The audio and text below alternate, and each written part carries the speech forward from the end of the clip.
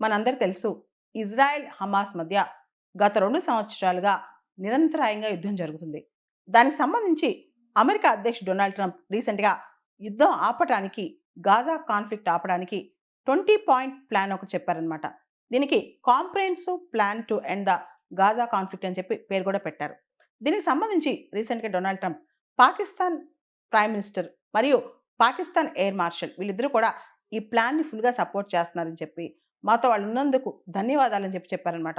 మనకు తెలుసు అమెరికా, పాకిస్తాన్ ఈ మధ్య బాగా క్లోజ్ అవుతున్నాయి. పాకిస్తాన్ ప్రైమ్ మినిస్టర్ షహబాజ్ షరీఫ్ మరియు పాకిస్తాన్ ఫీల్డ్ మార్షల్ అసీం మునీర్ వీళ్ళిద్దరూ కూడా అమెరికాకి వెళ్ళొచ్చారు రీసెంట్‌గా. అండ్ డొనాల్డ్ ట్రంప్ వాళ్ళు తనని సమర్థిస్తున్నట్లు, సపోర్ట్ చేస్తున్నట్లు ట్రంప్ కూడా ప్రకటించుకున్నారనమాట. దాంతో పాటు ఈ ట్రంప్ ప్రకటించిన 20 పాయింట్ ప్లాన్ ఏదైతే ఉందో పీస్ ప్లాన్ గాజాకు సంబంధించి అరబ్ వరల్డ్‌లో కూడా చాలా మంది సపోర్ట్ చేస్తున్నారట.